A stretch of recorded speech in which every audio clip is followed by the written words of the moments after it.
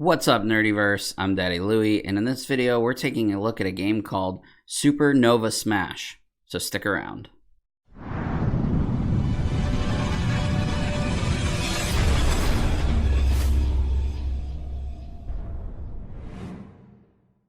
Before we get started, if you're new to our channel and you want to see more content like this, start now by hitting the subscribe button and the bell icon so you don't miss any future videos.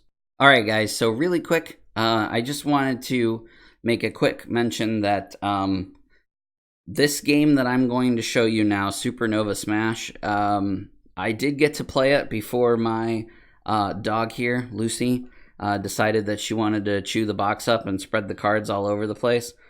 So there are, you'll see, especially when we look later, there is some damage to the box. That is because of this one, not because of the publishers and stuff that sent it to me. The quality of the game is really, really nice, so I don't want to take away from what they've sent to us to look at. But Lucy wanted to apologize for the terrible mess that she made of this beautiful card game. So yeah, you see she's totally not at all interested. But yeah, so that's that story. I just wanted to get that out of the way before I actually showed you the game and the contents. Alright, so Supernova Smash is a unique game. It's something like nothing it's nothing like anything I have ever reviewed before, because it is a card game, but it is also, it requires a phone app in order to play as well. So the app is free on iOS and Android. It's supported on both systems. So when you get the game, you will get that app as well for free. The game will be up on Kickstarter on February 18th, and it plays 2 to 8 players. The games are pretty quick. It's kind of like a speed game, so you're trying to discard cards as quickly as possible. It is for ages 12 and up. I think it could probably be ages 10 and up.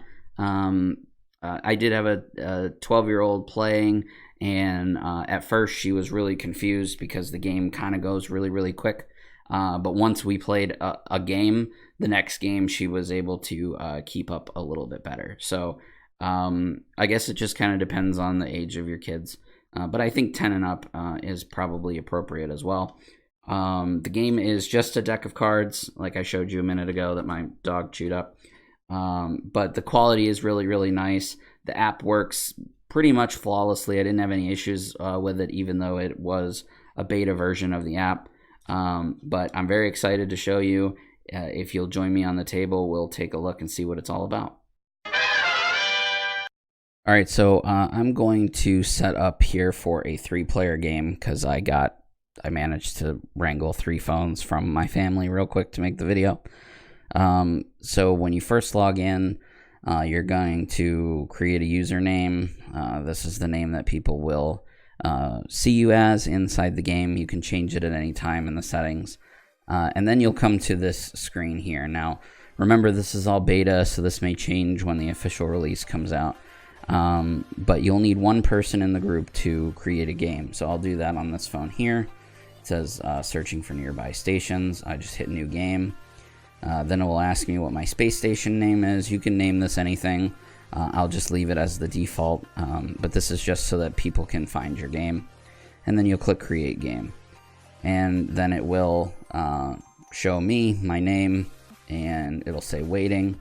There's a Ready Up button down here. There's also a settings option here where I can change my name. I can look at how to play, rules and videos, game settings, app settings, etc. But here I'll leave that on the main page. And then you'll see the other phones popped up with this on the screen. This says it found a nearby station. Do I want to join? And I'll just click join on both of those. And then we're all in the same screen. So then we're going to all ready up. Before I do that, I will take the deck of cards and I will divide them evenly among all of the players, so there are no cards left over. If there is a card left over, then you just set it off to the side. So in this case, it actually tells you underneath cards per player is 32. So I would deal 32 cards out to each player. Inside of the deck of cards, you will find various numbers. They are 1 through 5, plus this 0 card or this O card. And while playing cards, you can only place on top of a card and go higher or lower than the number. And the numbers do wrap. So for example, if I had a 5 in my stack, and I'll explain the stacks in just a second, but if I had a 5 in my stack, then I would be able to play either a 4, because I can go lower, or I would be able to play a 0, because again, it wraps around. And then if on a 0, I would be able to play either a 5 or a 1, if that kind of makes sense. And that's how you get cards out of your hand. So once you've dealt cards to everybody, the amount that it says on the screen, you're going to draw a hand of 5 cards, and then you're going to take the top card of your deck and flip it over. That's going to start your stack. Each person has their own stack. And then you're going to put the deck off to the side for you to reach. And then as you play cards out of your hand, you're then going to draw cards from your deck. So I always have 5 cards in my hand. And I can play a card on top of anybody's stack as long as within their stack, as long as the app says that you can, as long as the app shows the go sign, and I will show you that now. Okay, so once the game has started, you'll see you have some goes and you have a hold. On the screens that say go, those are the piles that you can play onto. And then it will randomly change as well. There's some also, I want to note that there's some awesome music that's played in the background and sound effects. I've just got that turned off right now so that I can show you. So right now you could play on this stack and this stack, but you wouldn't be able to play on this stack. Nor would this player be able to play on any stack, if that kind of makes sense. There's also these shockwaves that will pop up, and you'll need to do whatever it says on the screen as fast as possible, because until it goes away, you're not able to play any cards. And if you run out of time in order to do that, then you will not be able to... See, I cleared that, and these guys took damage. The damage counts against your points at the end. So I can play right here on this 5 and on this 2. Oh, it just switched, and it does that. So I can play on these 2. I can play a 1 here. I can't play anything here based on my hand. I can draw a card, and then it switches. You see how quick it switches. 5 over here, I can play a 0. Nothing over there. I can play another 5 here if I wanted to. I can play a 0 there. And then there's a shockwave. Everybody has to stop, and they have to do whatever it shows on the screen until it goes away. And again, if you're not fast enough, I'm trying to play for 3 players here, so I'm not gonna end up being able to do it. And that's okay, because it'll come up and it says, you know, you've only got a second left. And then they take a hit, which is going to count against them. So now let's say, for example, I run out of cards. I've spent all of my cards. I would just tap the middle of the screen, and it shows that I'm the first person. And now these guys can go, and they're going to go back and forth until one of them finishes. And then they'd show second and third. So now on our screens, it's going to show this here, which is damage assessment. So the O's in the game are very distinct. They are hits against your station or against your ship. I think we're supposed to be ships here, and so you don't want to play O's on your stacks. You want to play O's on other stacks because they are hits against you. So let's say, you know, I don't know. Let's say this is my stack when I'm all said and done. I'm going to go through and I'm going to count how many of those I have. So I've got 1, 2, 3, 4. So I have 4 in my stack. So I would count up to 4 here, and then I would hit next, and then it calculates my points. I was the first player to win, So, or the first player to go out, so I got 20 points for that.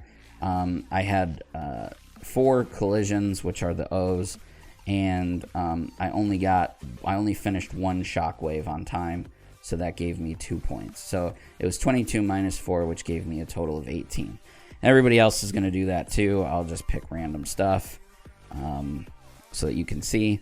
And then it tells you 11, 14, 18, you hit next, and then it'll show you who the top player is. So you can see there, I was the top player, and that was just for round 1. You can set how many rounds you want the game to be inside of game settings. You can however many rounds you want. You can play 3 rounds, you can play 10 rounds, as many as you want. And that's that. That's pretty much how you play.